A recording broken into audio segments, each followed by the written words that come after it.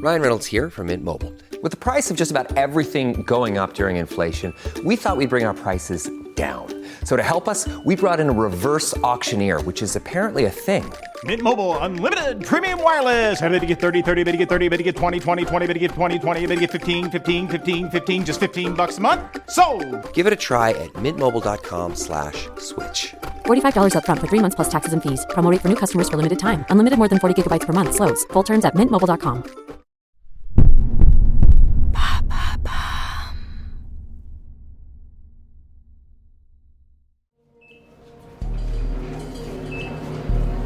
Josette Bauer, 24 ans, condamnée à 8 ans de prison pour parricide, soigne sa dépression à l'hôpital cantonal. Elle se tient à carreau. Mais son nom continue de noircir les pages des journaux et d'indigner les Genevois. La diabolique est au cœur d'un nouveau scandale. Elle entretient une amourette épistolaire avec le célèbre Pierre Jacou, ancien bâtonnier, condamné à 7 ans de prison pour meurtre. Leurs cellules se trouvent l'une en face de l'autre. Et il est difficile de résister aux grands yeux vifs de Josette Bauer. Elle est comme ça. Elle ne peut pas s'en empêcher. C'est une séductrice fraîchement divorcée qui ne peut vivre sans plaisir. Josette dérange parce qu'on la jalouse. C'est une femme indomptable. Ils l'ont enfermée entre 4 murs, mais ils ne pourront jamais lui prendre son libre arbitre.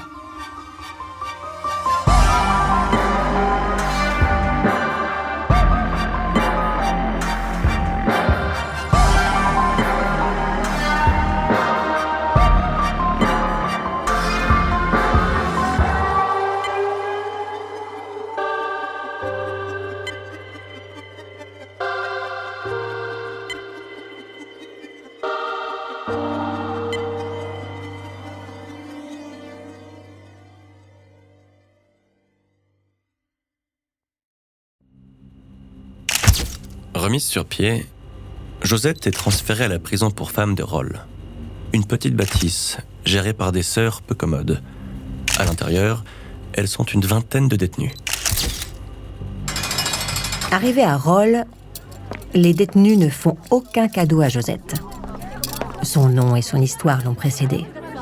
Elle est accueillie avec le mot « meurtrière » écrit en grand sur la porte de sa cellule. Pointée du doigt dans les couloirs, insultée en promenade, Josette tient tête. Elle ignore et ne baisse jamais les yeux. Réagir ne servirait à rien. Elle est innocente. Elle le dira autant qu'il le faudra. Son attitude inspire le respect. Cette petite bourgeoise est fascinante. Josette ne s'accommode pas de sa situation, mais c'est peut-être un peu moins pire que ce qu'elle pensait. Finalement, la vie sans homme n'est pas si déplaisante. D'ailleurs, Josette préfère les femmes. Elle ne peut donc pas se tenir tranquille. Surprise avec une femme, Josette est renvoyée de Rolle. Transférée à la prison pour femmes de Hindelbank, beaucoup plus grande, beaucoup plus rigide. Un régime quasi militaire. Les journées commencent tôt et finissent tard, rythmées par le travail, harassant. Couture, mécanique, bricolage, chaque prisonnière a une tâche attribuée. La plus dure, la buanderie. Tous les jours, celles qui y sont affectées doivent laver 2 tonnes de linge. Au sein de cette entreprise bien huilée, Josette Bauer se montre indisciplinée, insoumise, provocatrice, cynique et contestataire. Elle est intenable. Cette fille est un ouragan. Son comportement rebelle ne peut rester impuni.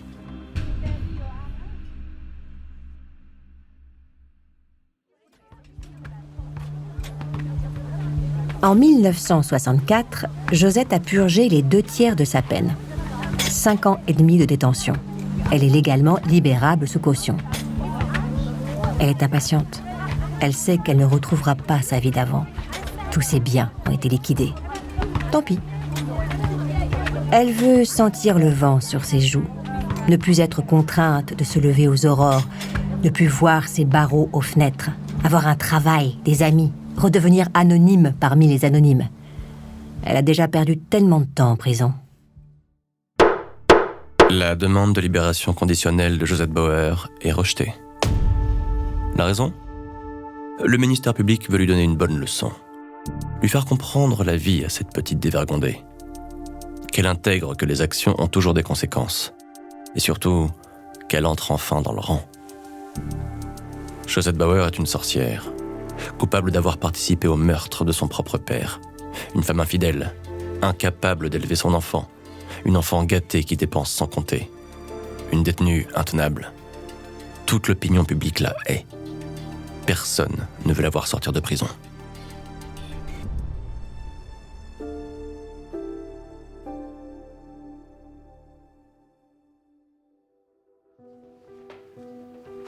Affaiblie par plus de 5 ans de prison, Josette est transférée à l'hôpital pour femmes de Berne.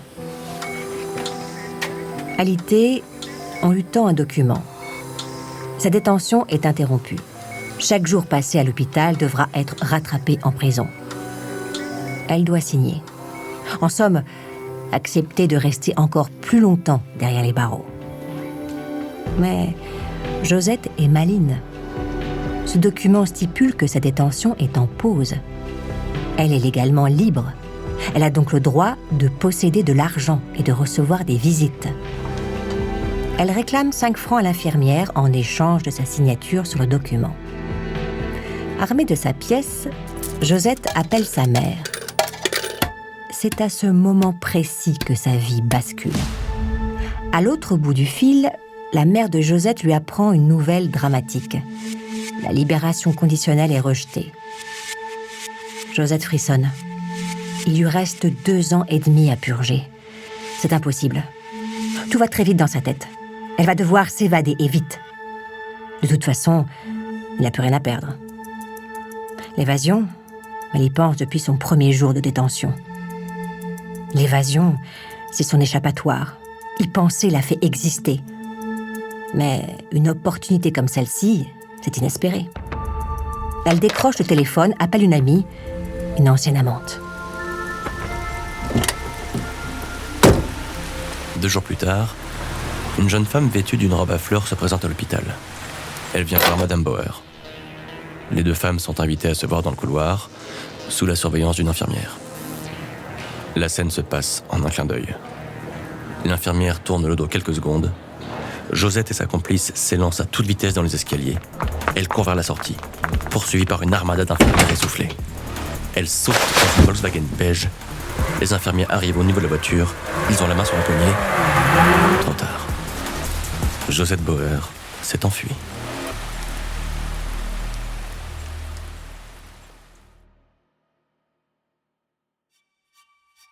Avant de continuer cet épisode, nous voulions vous remercier pour votre écoute.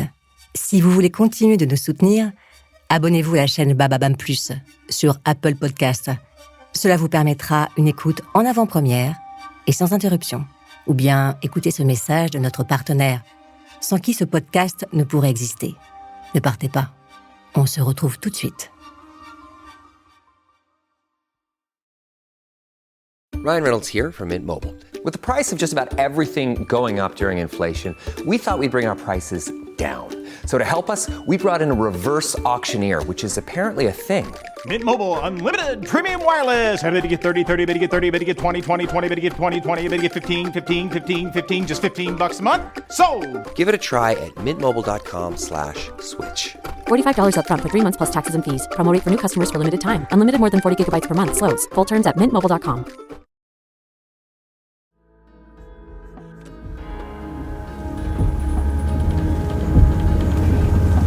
Elles ont démarré en trombe. Josette était à peine installée sur le siège. À travers la vitre, elle regarde l'hôpital s'éloigner. Elle a réussi. Josette, sa complice et la conductrice, soufflent et relâchent la pression dans un grand éclat de rire. Se débarrasser de cette immonde blouse d'hôpital. Elle la jette en lambeaux par la fenêtre. Mettre des vêtements, des vrais, ceux de la vie d'avant. Bauer exulte.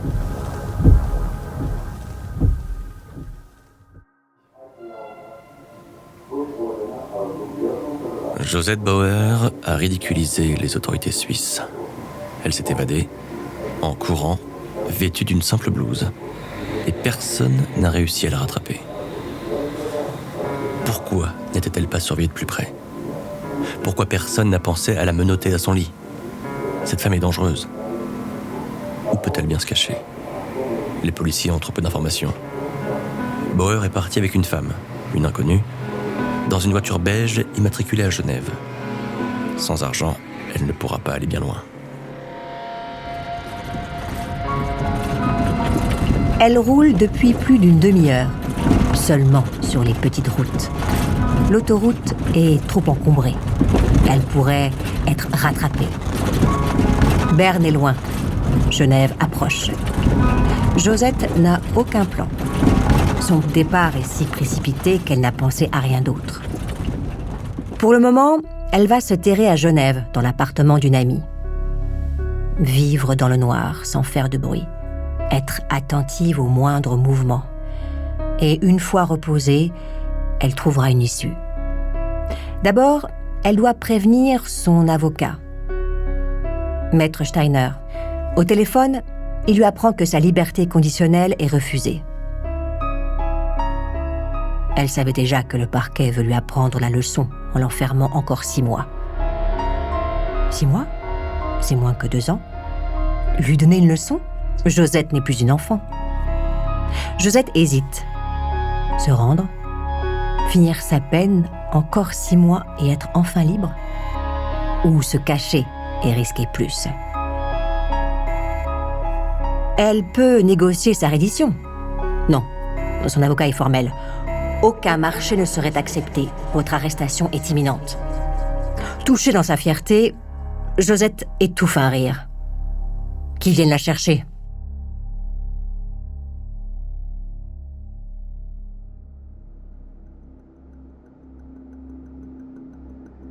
Toute la police la traque.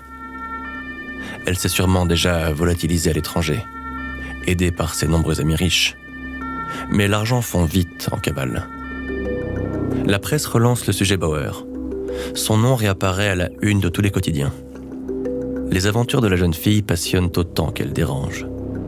Josette Bauer, femme adultère, excellente cavalière, meurtrière et diabolique, ajoute une corde à son arc. L'évasion. Une cavale coûte cher.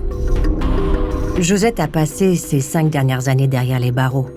Elle n'a pas de travail et peut difficilement en trouver un dans ces conditions. Pour trouver les fonds nécessaires, Bauer doit faire appel à ses proches. Sa mère d'abord. Même si elle désapprouve totalement le comportement de sa fille, elle lui verse une somme importante, quelques centaines de francs suisses. Ensuite, Josette appelle une vieille connaissance rencontrée dans l'une de ses nombreuses soirées. Un petit trafiquant d'or, un caïd du milieu, un certain Jean Robert. Forcément, un contact très utile pour la fugitive. Josette Bauer est introuvable. Malgré les articles, malgré les photos dans la presse, malgré les flashs radio diffusés en boucle. Sa mère et ses amis sont placés sous surveillance. Rien. La police n'a rien. Aucune piste. Personne ne sait où se trouve Josette. À elle seule, cette femme si frêle ridiculise toute la Suisse.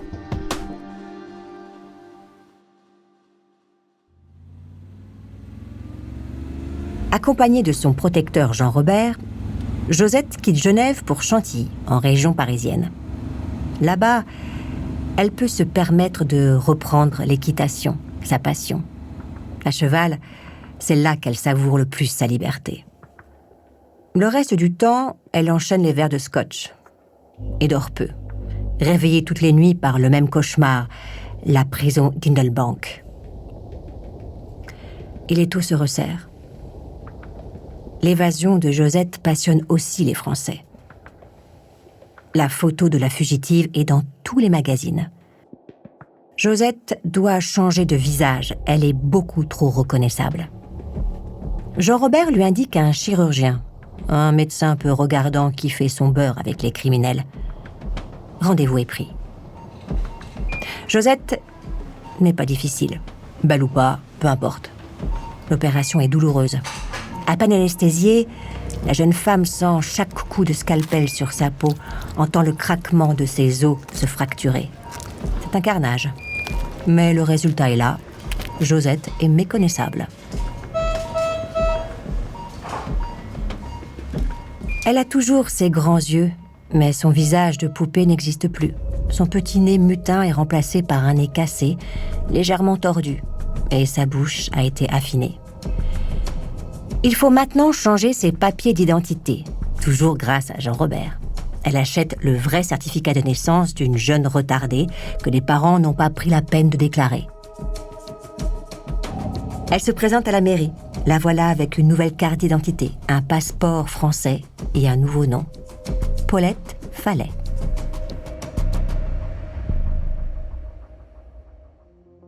Dans la bande de Jean-Robert, composée d'escrocs, trafiquants, voleurs, récidivistes, on apprécie de moins en moins la jeune Suissesse. Trop extravagante, trop brillante, pas assez discrète. On craint qu'elle ne fasse du tort au business, que son attitude ne les fasse trop remarquer. Jean-Robert l'exile. Sa présence en France est trop risquée. Direction l'Algérie. Il le lui a promis. Là-bas, elle pourra reconstruire sa vie et travailler avec les chevaux.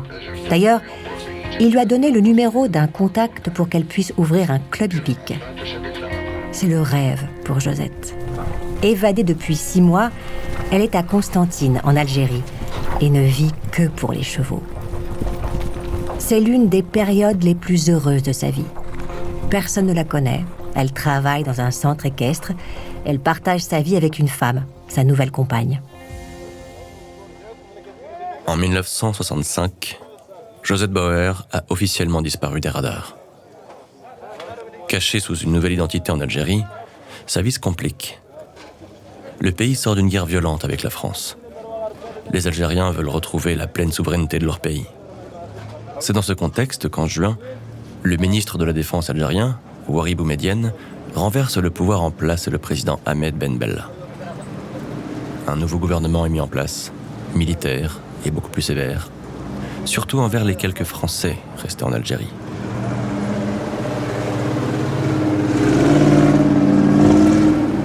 Les militaires sont partout. Josette se fait discrète dans son club hippique. Ses clients sont majoritairement des hauts dignitaires algériens. Un jour, l'un d'eux lui propose une balade. Définitivement très naïve, Josette le suit. En plein désert, il la viole. Elle n'a rien vu venir. Fugitive, sous une fausse identité française, Josette n'ose pas dénoncer son violeur aux autorités. Elle se tait. 2 semaines plus tard, elle découvre qu'elle est enceinte de son agresseur. Ce n'est pas la première fois qu'elle doit avorter. Mais problème, l'IVG est interdit sur le territoire algérien. Josette se fait avorter clandestinement par un médecin qui l'opère sans aucune anesthésie. L'un des pires moments de la petite existence de Bauer. Elle ne peut plus rester ici. Son agresseur rôde. Elle doit fuir le plus vite possible. L'Algérie, c'est fini. Destination Paris.